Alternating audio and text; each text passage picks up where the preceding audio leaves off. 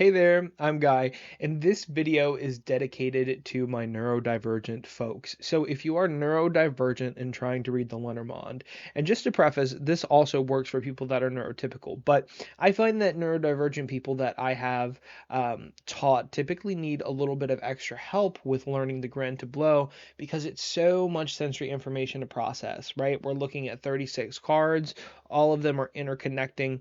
And specifically, I've taught people that have ADHD, and when they see the Grand Tableau and they see all 36 cards, their neurons are firing, right? They want to connect every single card. They want to connect the 36 to the first and the 26 to the 12th.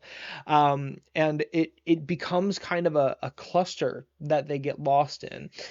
So I wanted to address how best to kind of move forward when you're practicing the Grand Tableau. And I break it into small chunks. So starting with 6 cards, and you can start with um, the first, left 6 cards of the Grand Tableau. You can start with the last 6 cards of the Grand Tableau.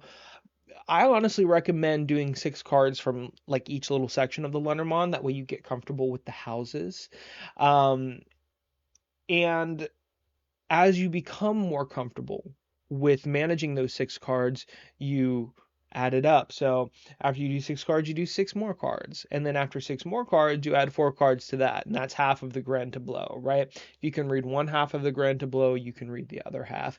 So it's not necessarily when you're learning to read a Grand Tableau, it's not necessarily about solidifying your understanding of the cards. It's more so about being able to process and articulate all that sensory information. And that's where a lot of people find difficulty in terms of the Grand Tableau. Because usually, if you're at the level where you're reading the Grand Tableau, you have an understanding of polarities, you have an understanding of the definitions of the cards, you have a basic understanding of how the energy in the cards work. It's just that idea of how do I put it all together? And that's something that I cover very extensively in my coaching course.